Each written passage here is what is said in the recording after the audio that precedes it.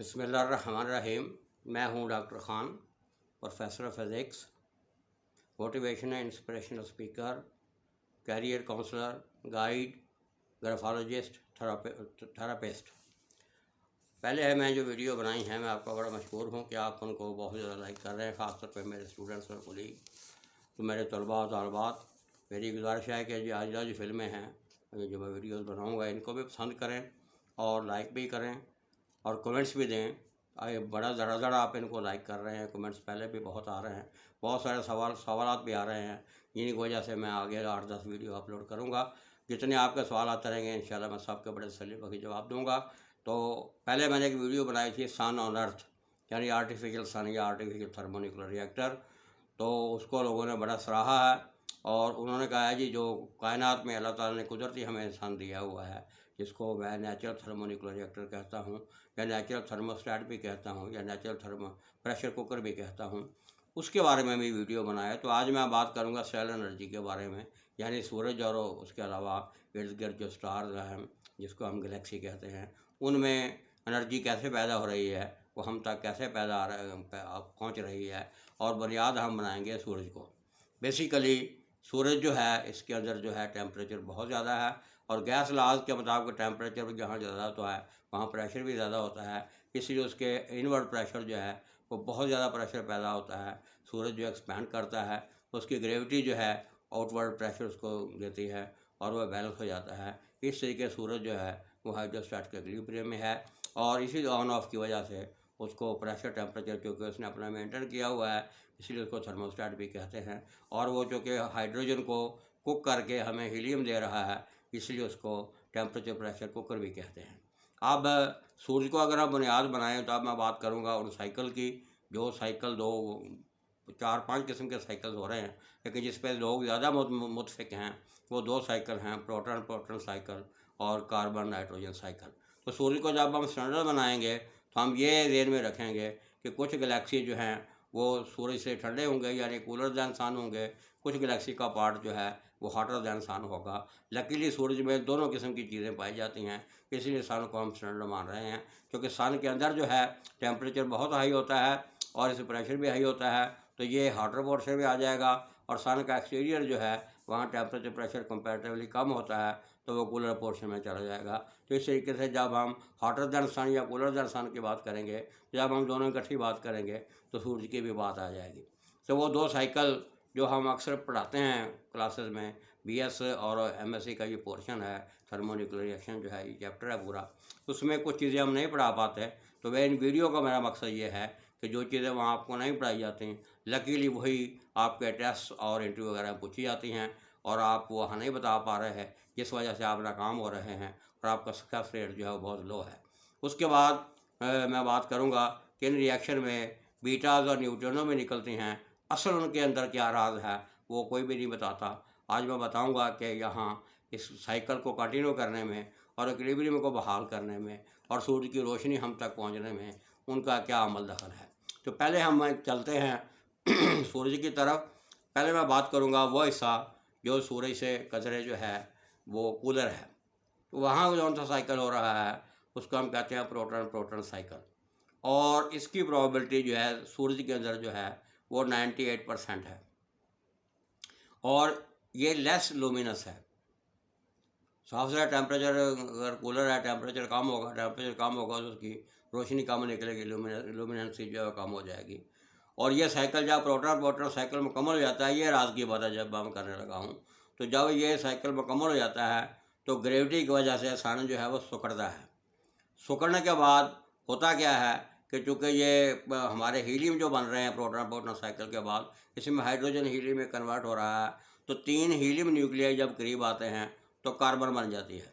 तो जैसे ही कार्बन बनती है वो दूसरा साइकिल जो मैंने बात की थी, गैलेक्सी का वो पोर्शन जो हॉटर दैन सन है, वहाँ पे चूँकि कार्बन नाइट्रोजन ऑक्सीजन साइकिल हो रहा है, तो ये कार्बन बतौर कैटलिस्ट जो है कार्बन नाइट्रोजन ऑक्सीजन साइकिल में चला जाता है और फिर वो साइकिल चलना शुरू हो जाता है। जब वो साइकिल मुकम्मल होता है तो इसकी उल्ट प्रोसेस होता है, ग्रेविटी चूँकि कम हो जाती है और ग्रेविटी के कम होने की वजह से वो जो पोर्शन है सैटेलाइट का या गैलेक्सी का वो एक्सपैंड करता है। जैसे ही वो एक्सपैंड करता है वहाँ टेम्परेचर कम होना शुरू हो जाता है प्रेशर भी कम होना शुरू हो जाता है। तो वही साइकिल जिसमें पहले वो कार्बन बना था, वो कार्बन टूट के दोबारा हीलियम और उसके बाद दोबारा हाइड्रोजन में कन्वर्ट हो जाता है, और फिर प्रोटॉन प्रोटॉन साइकिल जो है चलना शुरू हो जाता है।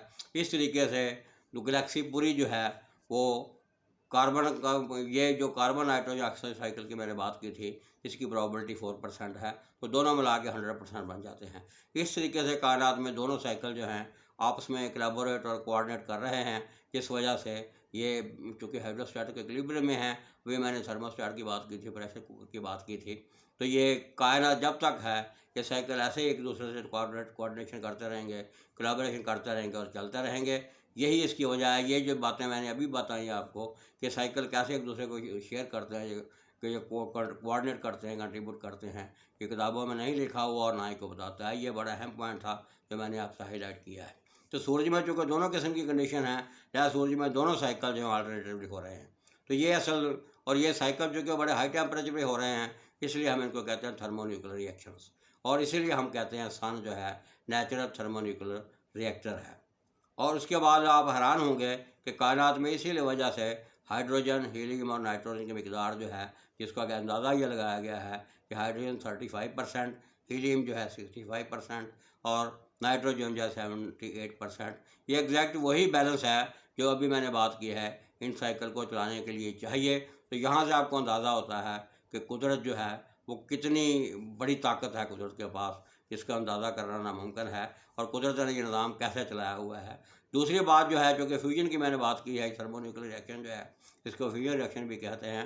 तो ये आइंस्टाइन की बड़ी फेमस इक्वेशन है E=mc², उसको फॉलो करता है, और ये एनर्जी हमें दे रहा है on behalf of the destruction of the mass, कि ये जो गैसेज है, इनकी मैस डिस्ट्रॉय हो रही है, एनर्जी में कन्वर्ट हो रही है, फिर एनर्जी मैस में कन्वर्ट हो रही है। इस तरीके से ये सारे लॉज जो हैं, कंजर्वेशन लॉज जो हैं, उनको फॉलो कर रहा है। और साइंसेस में हम पढ़ते हैं, यहाँ लॉज फॉलो होते हैं कंजर्वेशन लॉज, वो कंजर्वेशन का मतलब जो है वो रेजर्वेशन ही होता है कि वो एनर्जी ना कम होती है ना ज़्यादा होती है, और वो स्टेबल इक्विलिब्रियम में रहती है। इसलिए लोग जो मुख्तलिफ़ किस्म की थ्योरीज हैं कि सन फैल रहा है, सिकुड़ रहा है, ऐसा नहीं है। एक स्टडी स्टेट थ्योरी है, उसके मुताबिक कॉस्मोलॉजी या सन जो है ये स्टेबल है, फैलता भी है, सिकुड़ता भी है, फिर ये रीएडजस्ट कर लेता है।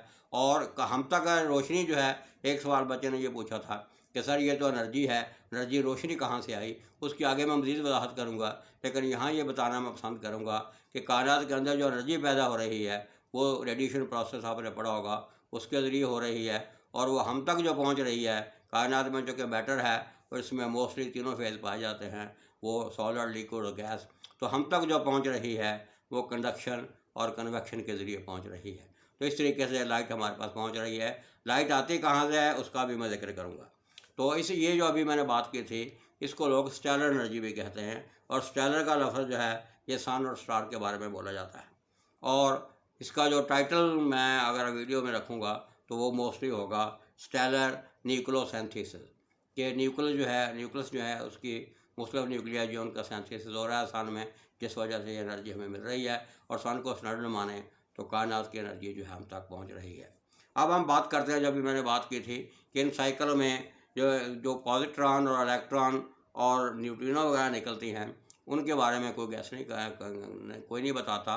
ये असल वजह है एनर्जी की यहाँ आने की, और वो पूरा जो इक्विलिब्रियम उसको बैलेंस करने की, क्योंकि इलेक्ट्रोमैग्नेटिक स्पेक्ट्रम हमारे पास एक ऐसी चीज़ है जिसमें डार्क एनर्जी भी है, और डार्क एनर्जी भी है, और विजिबल एनर्जी भी है, और बाकी एनर्जियाँ भी हैं। तो ये पूरा एनर्जी का एक पैकेज है। तो किसी तरीके से अगर हम ये जो मैंने बातें की हैं, इसमें इलेक्ट्रोमैग्नेटिक स्पेक्ट्रम जो है, दूसरे लफ्ज़ों में ब्लैक बॉडी रेडिएशन स्पेक्ट्रम का जिक्र आ जाए, जिसका मतलब है ये हमारी सारी बातें ठीक हैं।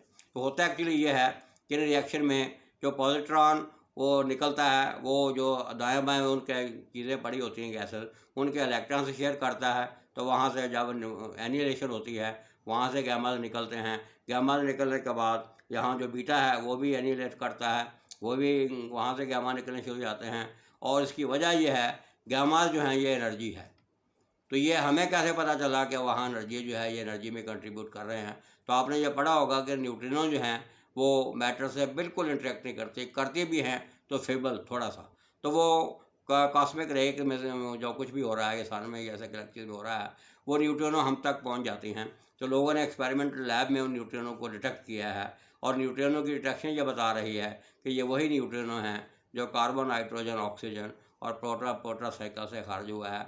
और इसका मतलब ये है कि न्यूट्रिनो जब यहाँ तक पहुँची है तो वो जो बीटाज निकले हैं वो इलेक्ट्रॉन पॉजिटिव जो निकले हैं वो इलेक्ट्रॉन से मिलकर एनिलेट भी हो रहे हैं, और वहाँ से गैमाज भी निकल रहे हैं, और गैमाज ने न्यूट्रिनो को इतनी एनर्जी दी है कि वो हम तक पहुँच जाए। दूसरी बात जो हम बात करते हैं कि रोशनी कहाँ से आई है, किसी ने सवाल पूछा था तो जब ये न्यूट्रिनो जो हैं इनका स्पेक्ट्रम स्टडी किया गया तो उसमें आप हैरान होंगे, वो स्पेक्ट्रम बिल्कुल मैच कर गया ब्लैक बॉडी रेडिएशन स्पेक्ट्रम से, जिसकी अभी मैंने बात की थी, फुल इलेक्ट्रोमैग्नेटिक स्पेक्ट्रम से। तो आपने देखा होगा कि ये जो हमारा इलेक्ट्रोमैग्नेटिक स्पेक्ट्रम है इसमें बाकी एनर्जी के अलावा विजिबल पोर्शन भी है। तो ये असल वजह है वो लाइट की, कि लाइट कहाँ से आ रही है। तो ये कुछ बातें थीं जो मैंने अभी बात की हैं, क्योंकि ये डिमांड आई थी अगर आपने सारा आर्टिफिशियल सन की बात की है तो नेचुरल सन की बात क्यों नहीं की। तो यहाँ इसको मैं क्लोज अप करता हूँ। आखिर पे मैं आपको फिर रिक्वेस्ट करता हूँ कि इनको जितना आप लाइक कर सकते हैं करें, क्योंकि ये फ्री ऑफ कास्ट है सारा कुछ, और ये खिदमत खल्क है।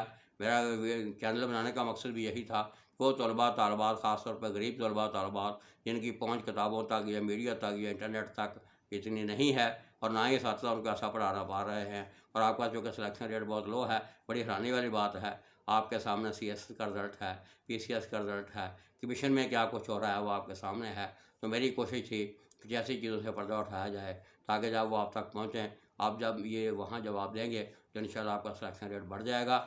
मैं कोशिश करूँगा कि आप पहले वीडियो की तरह इनको भी लाइक करेंगे, और मुझे जो आपने सवाल हम भेजेंगे मैं उनको इंशाल्लाह रिस्पॉन्ड करूँगा, और फिर अगर मुमकिन हुआ तो ऑनलाइन हम सेमिनार, कॉन्फ्रेंस, ट्रेनिंग कोर्स का निकाल भी करेंगे। Till then, thank you very much. अल्लाह हाफ़िज़।